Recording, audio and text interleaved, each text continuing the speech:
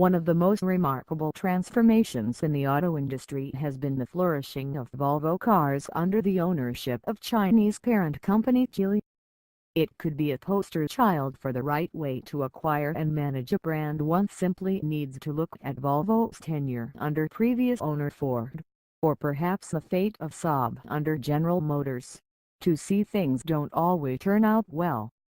Geely has been on a little bit of a purchasing spree of late. In May it bought Lotus, giving hope to fans of the lightweight sports cars. And on Monday, it finalized another sale, this time for something a little more left field, Terrafugia. That's right, it's getting into the flying car business. Perhaps you're reading this and already cataloging the many reasons you think a mass-market flying car will never happen. And right now, such skepticism is probably justified. But it's hard to escape the fact that the idea is being taken increasingly seriously. Boeing just bought Aurora Flight Sciences, which is working with Uber to develop flying car services for Dallas and Dubai.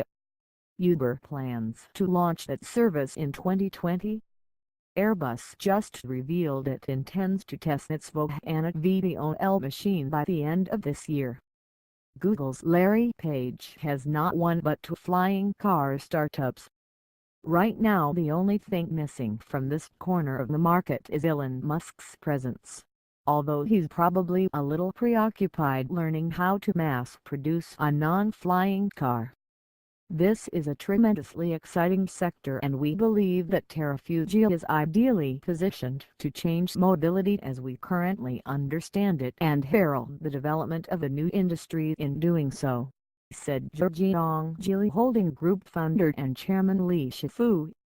Our investment in the company reflects our shared belief in their vision, and we are committed to extending our full support to Terrafugia, leveraging the synergies provided by our international operations and track record of innovation, to make the flying car the reality. Terrafugia intends to get its first flying car to market within the next 2 years, a winged machine that will require general aviation fields from which to take off and land.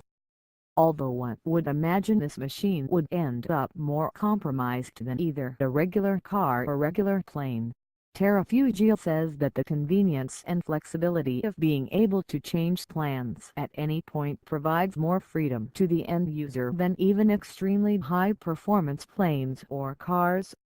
But its plans don't stop there.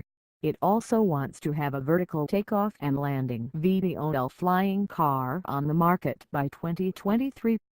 If the flying car is ever going to make sense to more than a tiny handful of customers, VTOL is a must, for cities have many more heliports than airfields. But even Terrafugia recognizes that there are some missing pieces of the technology puzzle that need to be in place before a flying car makes sense for the masses. Terrafugia's proposal for that is the TFX, a tilt-rotor design that wouldn't look out of place on the set of Blade Runner. It sounds far-fetched, but then so did the idea of a 600-horsepower electric Volvo sports car, and thanks to Geely we're getting those quite soon.